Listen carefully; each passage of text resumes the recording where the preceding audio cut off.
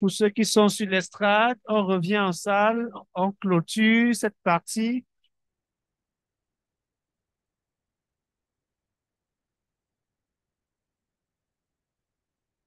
Ceux qui sont aussi en ligne, on est à la fin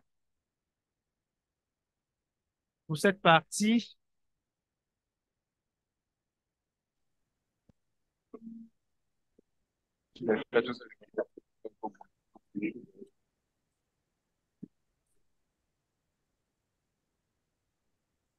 Oui, donc, pour mettre les bons sons. On est à la C'est toi qui fin, mettais on le est son, à non? la fin. Moi, le son, ouais, la même chose. Pour moi, On va juste ça. conclure. Ceux qui sont sur l'estrade, on vous attend. Vous avez fini là-bas? Oui.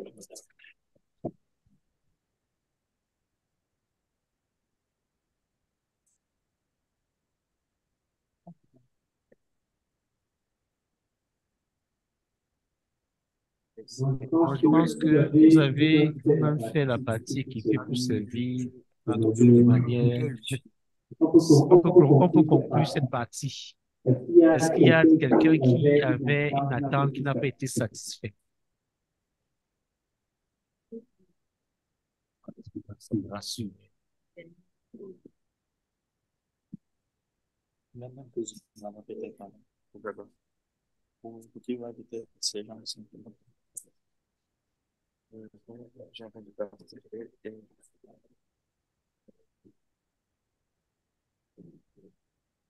Donc, merci d'avoir permis qu'on finisse vraiment cette partie-là. Dans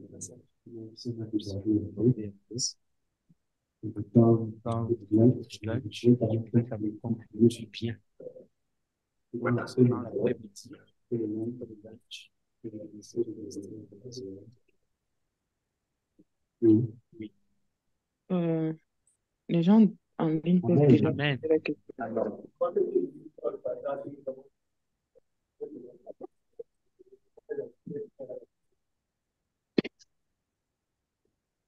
Amen. Amen. Moi, j'ai été Moi, j'ai très été béni très béni par le par le partage des partage frères des dans frères le dans sein le dans lequel sein dans j'étais. lequel j'étais.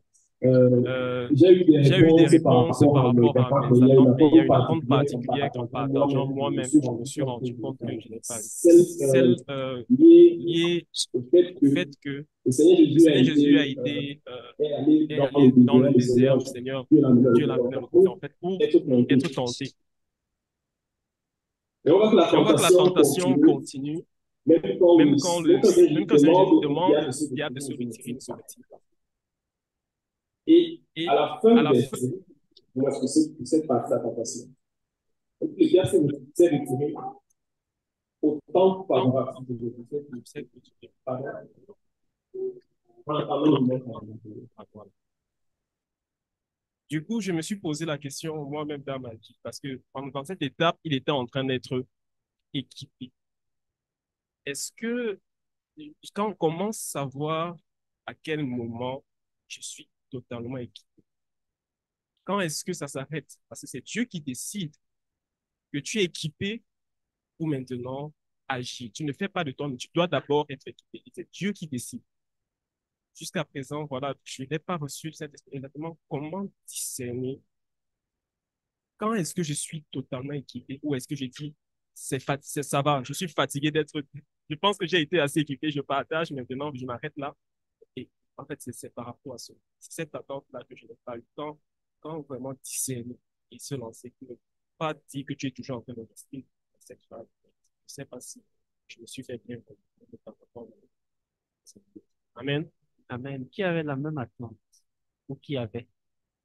Pasteur, il y a eu presque la même question en ligne. Quelles sont les conditions? C'était le but tu savais que je faisais.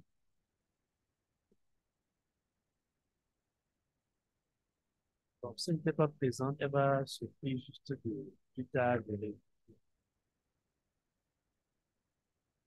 Donc, il n'y a que toi qui as. Quand savoir que vraiment on est à l'autre dynamique, qui veut répondre?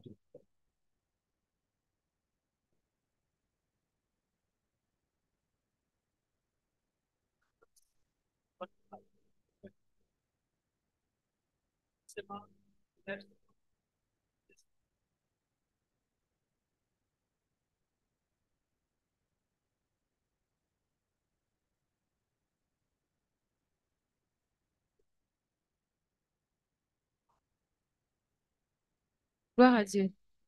Moi, je pense que pour savoir qu'on est déjà vraiment équipé, il faut qu'il y ait déjà les éléments du service, ce que tu fais.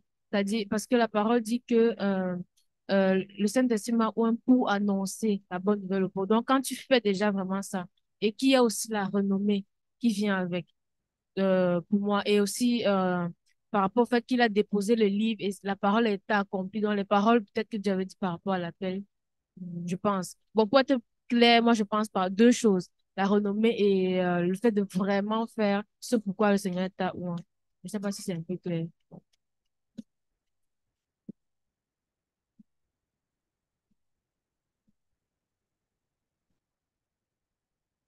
Gloire à Dieu. Je pense que, après ce qu'elle a dit, c'est l'attestation. Que tu as- L'attestation, c'est quoi? C'est que euh, tu sais pourquoi tu sais. Et, quoi.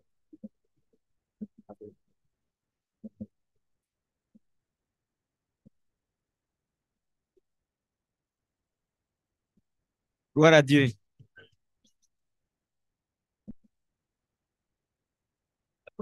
Pour savoir si on est équipé, Jésus, on peut dire que Jésus était en formation. Après la formation, on fait un stage. Et quand on fait un stage, il y a le résultat. Donc, c'est le résultat qui montre que tu as, tu as bien suivi la formation et que tu es équipé pour aller travailler. Donc, Jésus venait de vaincre le diable. Il venait de remporter la victoire. Il y a eu la guerre des écrits. Il est écrit, il y avait, il est écrit dans Satan. Il y avait aussi, il est écrit dans Jésus. Donc, Jésus venait de remporter la victoire de vaincre Satan. Donc, il était équipé. Il était sûr qu'il est équipé. Il est allé et il a commencé son ministère. C'est ce que je peux dire. Amen. Amen ou pas? Pas Amen. Non, ce n'est pas Amen, c'est pas Amen. Non. Venez, venez, venez, on dit de venir. Viens. Amen. Ce que moi je pourrais dire, c'est que comment est-ce qu'on sait qu'on est équipé? Quand déjà tu acceptes d'être un disciple du Seigneur Jésus, le Seigneur Jésus t'équipe.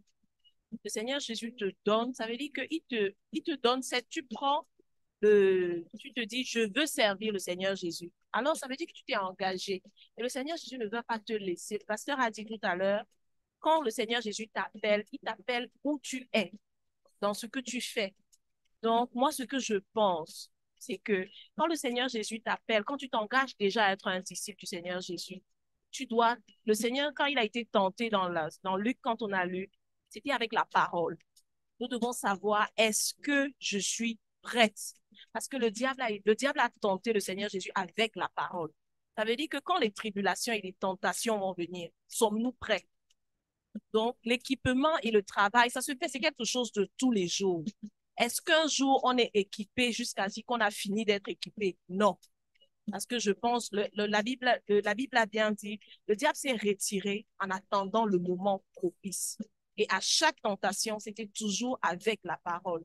Maintenant, nous aussi, nous devons être prêts à répondre à chaque fois que les tentations viendront. Nous devons être prêts, après avoir été tentés, quand le Seigneur Jésus a fini les tentations, il n'est pas allé se reposer, il est allé prêcher le temple. Ça veut dire que quand nous finissons de lire la parole, nous ne devons pas nous asseoir et attendre. Nous devons agir. On doit se lever et aller servir, amener aux autres ce que nous aussi on a reçu.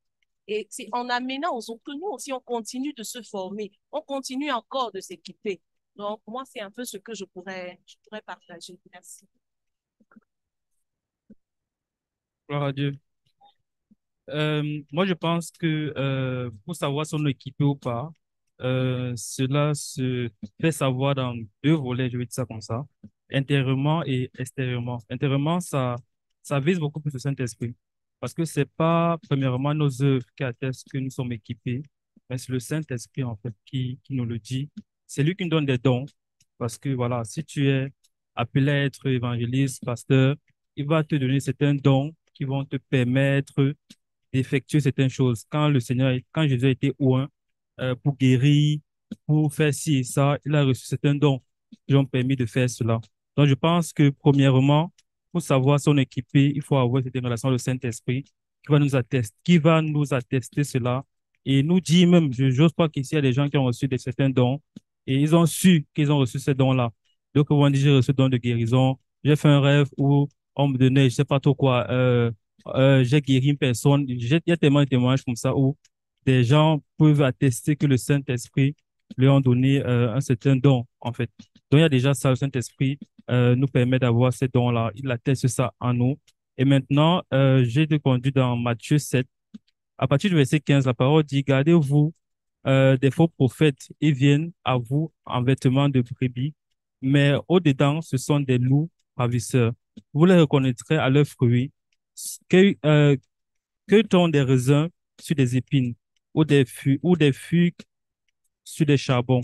Tout bon arbre porte du bon fruit, mais le mauvais arbre porte des mauvais fruits. Donc maintenant, le côté externe, ça va de nos œuvres en fait. Ça va de nos œuvres et tu pourras attester que tu es équipé en voyant, comme Jésus a dit, si tu as guéri des malades, tu as prié, comme le pasteur disait, tu dis que tu es intercesseuse, tu as prié, qui a vu, ou bien tu as prié, que ce que tu as prié s'est réalisé ou pas. Tu as prêché l'évangile, combien de personnes ont cru.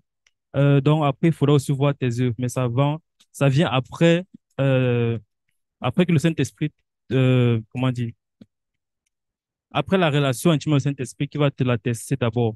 Donc, il ne faut pas regarder à ce que tu fais, mais regarde d'abord à ton intimité avec le Saint-Esprit. Amen. Gloire à Dieu. Pas exactement ce que bon, j'avais à cœur. Euh, mais pour ajouter juste un petit plus, qu'on est équipé, sincèrement, le sait. C'est quelque chose qu'on ressent au plus profond de soi. Parce qu'on est capable de faire des choses qu'avant, on ne faisait pas. Je prends tel exemple d'un missionnaire qui sait qu'il doit aller quelque part. Et il a comme cette petite résistance. Dans la présence de Dieu, il demande la direction, il demande l'équipement. Et quand il était exaucé, il est équipé, il ressent en fait qu'il peut affronter les défis. Il ressent en fait qu'il peut passer, s'il avait peut-être il devait prendre des temps de jeûne qu'il ne pouvait pas faire avant, mais il se sent vraiment capable. Et comme le procès a dit, ça se manifeste intérieurement et extérieurement. En fait, beaucoup plus intérieurement parce que ça te permet d'affronter les choses extérieures. Donc, comment savoir qu'on est équipé, c'est parce que tu es équipé que tu le sais. C'est un peu, je prends un exemple pour les examens. Quand tu te prépares pour un examen, c'est parce que tu sais que pour que tu fais bien pour que tu vas passer. Mais si tu composes et tu sais que la préparation va péter, bon, tu sais au fond de toi que non, c'est pas ça. Il y a au moins c'est parce que témoignage intérieur qui témoigne aussi, qui parle aussi. Et bon, c'est ça. Amen.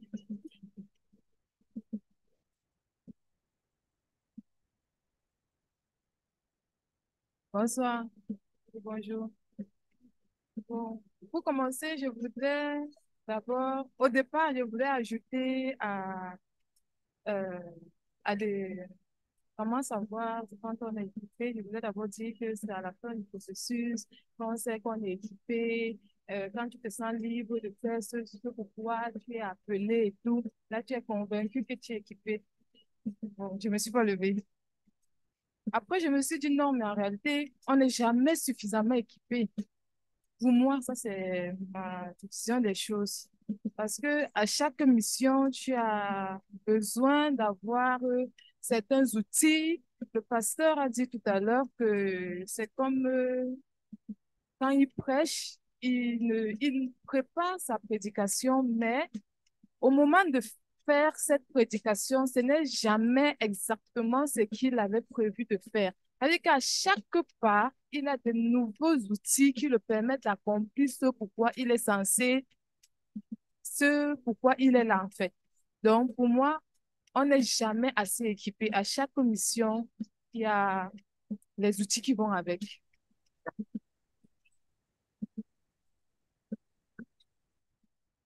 Gloire à Dieu. J'avoue que la question, comment savoir si on est équipé, c'est un peu particulier. Amen. Et je vais vous dire de ce qui concerne mon expérience. En fait, si tu attends avoir une approbation que tu es équipé pour commencer, il te sera difficile de commencer.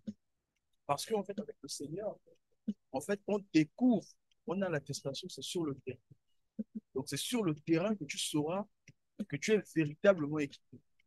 Donc, Jésus, il avait envoyé les 11, pardon, et je vous donne autorité sur tout esprit et sur toutes les maladies.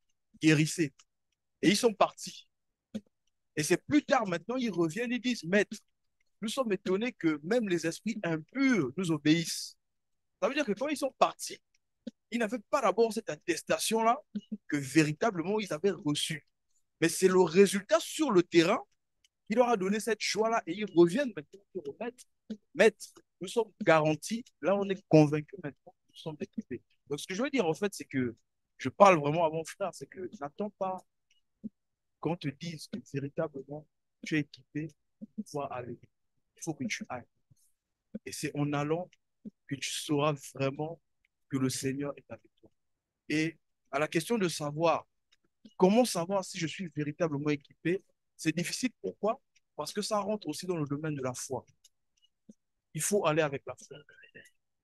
Que le Seigneur a dit que je serai avec vous jusqu'à la fin du monde.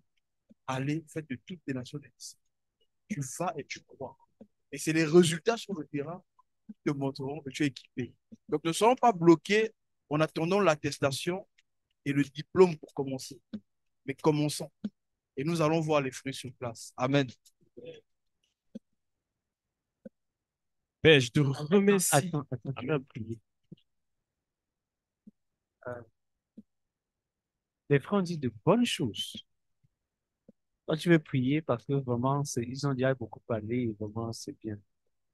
Mais il fallait qu'ils te répondent simplement. Le pasteur Edouard a donné la réponse la plus simple. Quand tu es à l'école d'ingénieur, tu fais tes études, on te donne un diplôme. Tu n'as même pas encore conçu quoi que ce soit dans ta vie. On t'appelle ingénieur. Parce que tu as été formé pour. Tu as été oint comme Jésus, oint pour, oint pour, oint pour. Et quand tu as ton papier, tu sais que je peux. Ça donne juste le courage de connaître ton identité et d'oser. Tu n'as même peut-être parfois jamais construit de maison. Et là, tu sais que tu peux le faire parce que tu as été formé. Et tu as eu des signes qui t'ont attesté. Les signes là, c'est des TD, des devoirs d'application, des TPI, des projets. Tu sais que j'ai quand même fabriqué un torseur, un klaxon pendant les feux. Et tu sais que bon, si on me dit de faire ça sur la route, tout ça, c'est pour produire la foi en toi. Tout ça, c'est pour te donner la foi. Et tu sais que tu peux le faire. C'est juste ça. Tu sais que tu peux le faire. Donc, c'est pas que c'est dans le processus. Dans ta question, le frère a donné la réponse la plus simple. La Bible donne un passage pour appuyer ce que le frère dit. Il y a des éléments simples, des signes simples. Dans 1 Samuel chapitre 10, je vais juste lire avant que tu vas maintenant bien prier. Samuel prit une fiole d'huile qu'il répandit sur la tête de Saül. Il le baisa et dit, l'Éternel ne t'a-t-il pas oint pour que tu sois le chef de son héritage? Aujourd'hui, après m'avoir quitté, tu trouveras 2 hommes, près du sépulcre de Rachel sur la frontière de Benjamin à Télussa. Ils te diront, les ânesses que tu es allé chercher sont retrouvées et voici ton père ne pense plus aux ânesses, mais il en peine de vous. Et il est dit, que dois-je faire au sujet de mon fils? De là, tu iras plus loin. Tu arriveras au chêne de Tabor où tu seras rencontré par 3 hommes montant vers Dieu à Béthel et portant 3 chevreaux, l'autre 3 gâteaux de pain et l'autre une outre de vin. Ils te demanderont comment tu te portes et ils te donneront 2 pains et tu recevras de leurs mains. Après cela, tu arriveras à Gibea Elohim, où se trouve une garnison de Philistins. En entrant dans la ville, tu rencontreras une troupe de prophètes descendant du haut lieu, précédés du luth, du tambourin, de la flûte et de la harpe, et prophétisant eux-mêmes. L'Esprit, verset 6, de l'Éternel te saisira. L'Esprit de l'Éternel te saisira, tu prophétiseras avec eux et tu seras changé en un autre homme. On sait que je ne suis plus le même. Tu sais, il y a un moment, tu sais, tu peux dire, je ne suis plus un autre homme à partir de tel moment, tu sais. Je continue. L'Esprit de l'Éternel, te saisira, tu prophétiseras avec eux, tu seras changé en un autre homme. Lorsque ces signes auront eu pour toi leur accomplissement, fais ce que tu trouveras à faire. Donc, tu sais, là, tu as fait ta formation. Tout le parcours que j'ai lu là, c'était une formation qui s'est déroulée en un jour. Tu n'as pas besoin des semaines, des mois ou des années. En un jour, tout ce que je viens de dire. Ça s'est produit quand Saul est en train de repartir.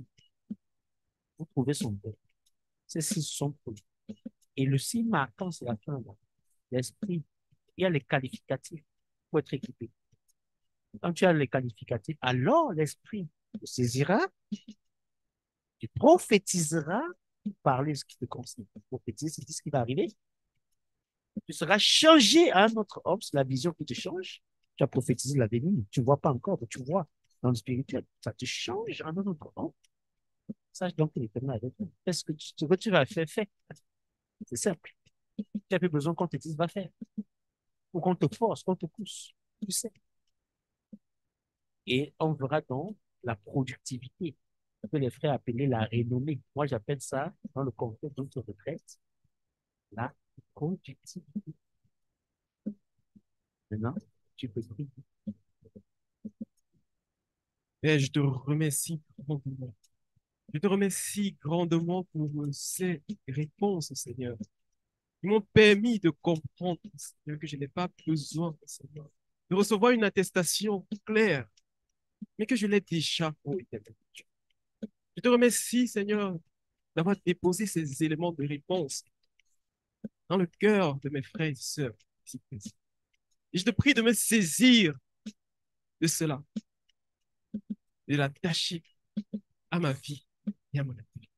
Au nom de Jésus-Christ. Amen. Amen. On peut clôturer cette partie, c'est bon? C'est bon? C'est bon en ligne? On peut clôturer? Oui, viens, tu devais partager quelque chose. Ça devait partir cette partie. Viens. Et on va clôturer après. Parce que il faut manger aussi.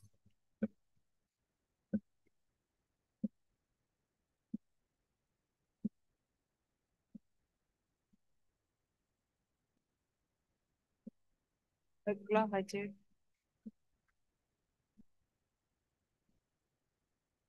Amen. Euh, Tout à l'heure, le pasteur Eman nous a demandé si euh, on était convaincus, bref, d'avoir un appel. Et je faisais partie de ceux qui n'étaient pas certains ou qui n'étaient pas sûrs. Et après je dirais le, té- le témoignage de,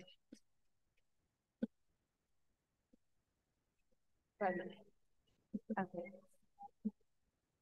Après le témoignage de notre sœur, le Saint-Esprit m'a remis en esprit. Il m'a ramené en fait au jour où j'ai cru. Parce que, en fait, j'ai été à l'internat pendant presque tout mon secondaire. Et c'était, je dirais, une église protestante. Et moi, j'ai grandi en allant à l'église catholique. Mais en seconde, 2017, dans les environs, 2007, dans les environs,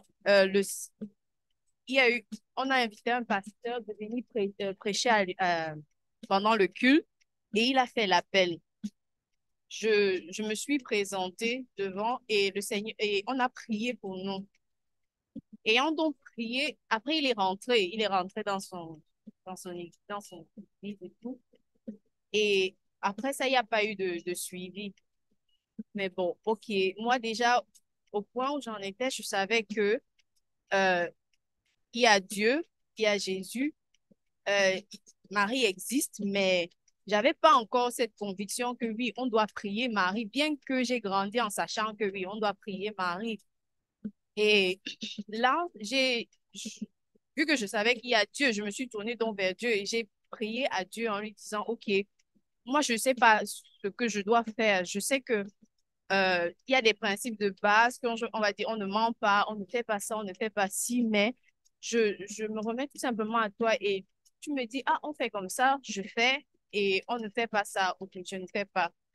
Mais je ne dirais pas aussi que ce jour, à partir de ce jour, j'ai vécu une vie genre, totalement dans le Christ. Mais je me suis efforcée selon, je dirais, mon possible à l'instant, à cette époque-là. Et, et étant aussi à l'époque une personne très calme, très réservée, très, je dirais, solitaire, j'aimais bien rester seule. Au fait que pendant que c'était l'heure de dormir, moi, je m'apprêtais plutôt pour être seule pendant que les gens étaient en train de se toucher. Et seule, c'est-à-dire, j'avais un coin au couloir de la bibliothèque, un endroit où personne ne venait jamais. Et c'est là que je m'asseyais je dirais, pour parler à Dieu.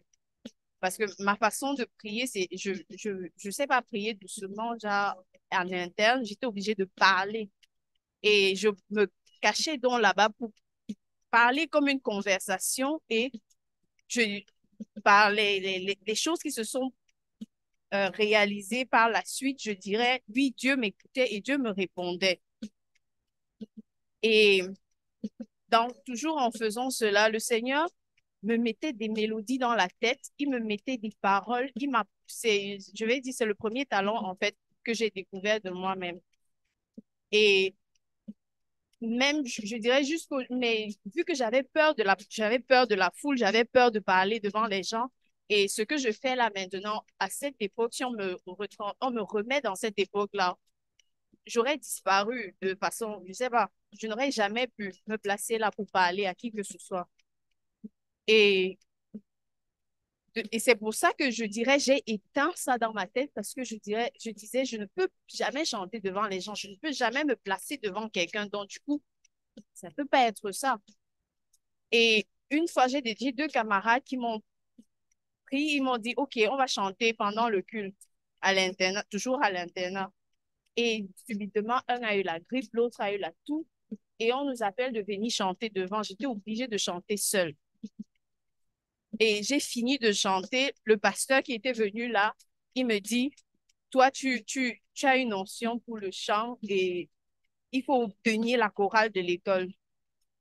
OK, d'accord. J'ai compris. Mais toujours dans la même mouvance, j'ai disparu. Et n'ayant jamais accepté, ne m'étant jamais cru capable de le faire, moi, j'ai carrément annulé l'idée dans ma tête. Bien que je peux me retrouver en train de chanter, je chante en mangeant. Je fais des, je- pour moi-même, je n'avais jamais vu ça, en fait. Et là, on a demandé de dire ce qu'on fait, ce qu'on se voit, ce n'est même pas que c'est dans ma tête, mais parce que oui, les autres me disent, oui, tu chantes, tu fais, mais pour moi-même, je n'avais jamais accepté. Parce que toujours à cause de cette peur qui me bloquait de ne jamais aller devant les gens. Et le Seigneur m'a aussi ramené aujourd'hui là, à un enseignement que le pasteur Herman avait fait en ligne pendant le cours. Et il a dit, quand tu as cru, il y a un message que le Seigneur a posé dans ton cœur. C'est lequel? C'est ça, c'est ça ton appel. Moi, vrai, je n'ai même pas pensé à ça. Moi, je pensais aux autres choses que je sais faire, les autres choses que je fais de façon spontanée. Et c'est encore là que je sais pas, bref, je suis revenue au Seigneur, je lui ai dit, Seigneur, pardonne-moi parce que vraiment là, moi, je m'étais pas vue dans ça. Parce qu'il y a une peur qui me tétanise quand je suis en face des gens et que je ne sais pas quoi faire, je ne sais pas comment parler. Et je voudrais juste rendre grâce à Dieu. Je voulais juste rendre grâce à Dieu parce que là, j'ai écrit certains mots pour remercier le Seigneur. Et bref, mon internat, c'était Mother Teresa College. Et j'ai dit, Seigneur, depuis MTC, tu me mets des chants nouveaux dans le cœur. Depuis ce jour où dans mon cœur, euh, j'ai décidé de te servir. Tu me donnes des paroles, tu me donnes des mélodies, tu me mets dans ta présence et les mots sortent. Tu me permets d'écrire des lettres d'amour pour toi. Je prie, Seigneur, que tu me libères, me délivres de la peur et de la peur de m'exposer. Ramène-moi, Seigneur, à mon premier amour avec toi, mon premier talent reconnu pour ton service. Merci pour cette conviction ce soir. Merci, Seigneur, de retirer cette peur des hommes de mon cœur et cette opportunité de restaurer ce talent. J'ai été aveuglée de vouloir éblouir les gens avec mon talent et je me suis éloignée du but. Pardonne-moi, Seigneur, et accompagne-moi tout au long de ce chemin. Merci pour ce rappel. Papa, pardonne-moi, Seigneur, d'avoir douté, d'avoir hésité malgré les signes et ce que tu as pu me montrer dans le temps. Aide-moi à être bâti dans le service. Équipe-moi, Seigneur, pour ce service. Pardonne-moi car je me suis identifiée dans quoi je me suis égarée. Pardonne-moi, Seigneur, mon égarement et recentre-moi sur le droit et le bon chemin. Équipe-moi, Papa, je t'en prie. Merci, Seigneur. Amen.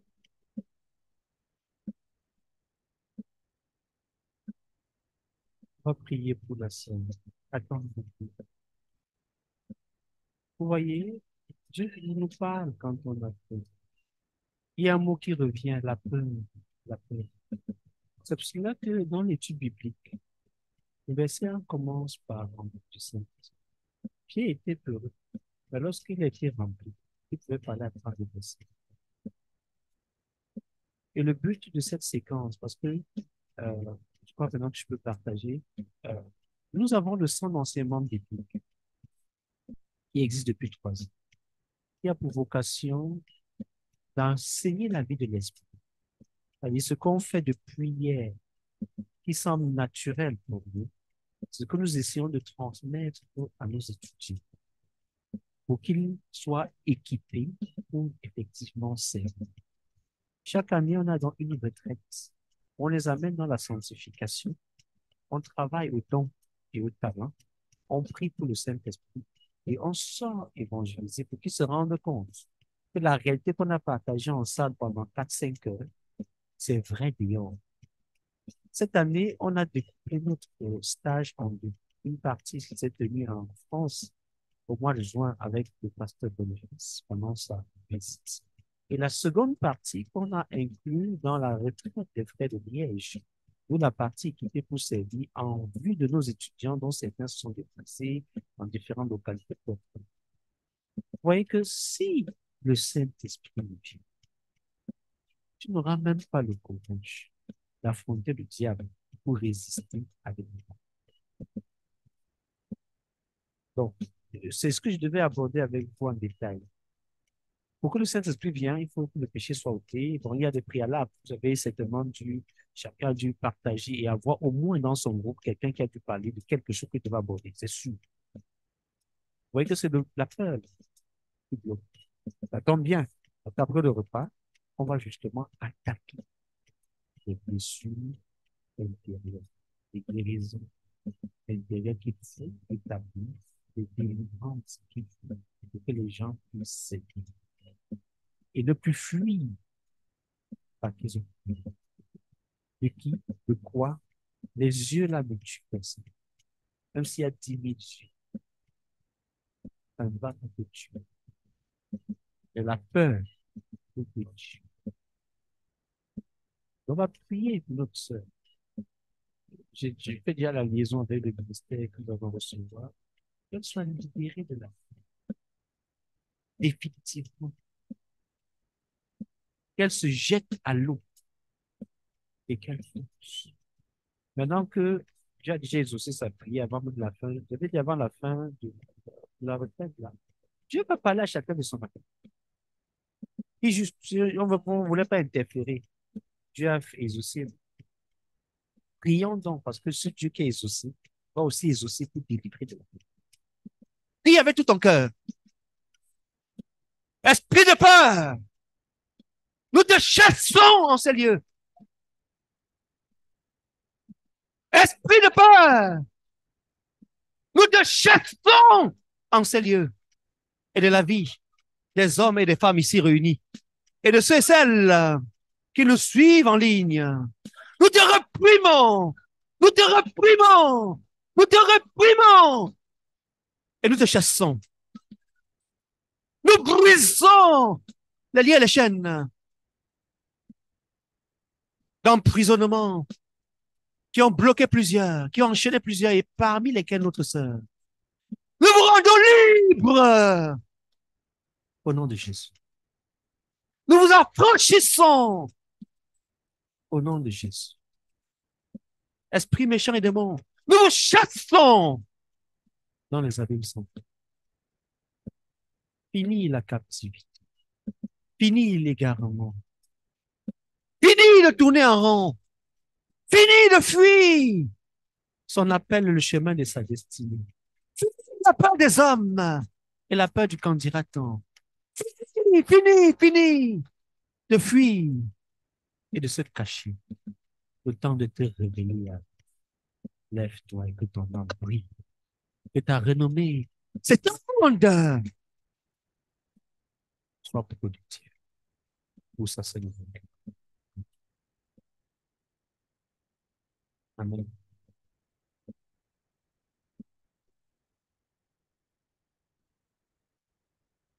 On a donc fini.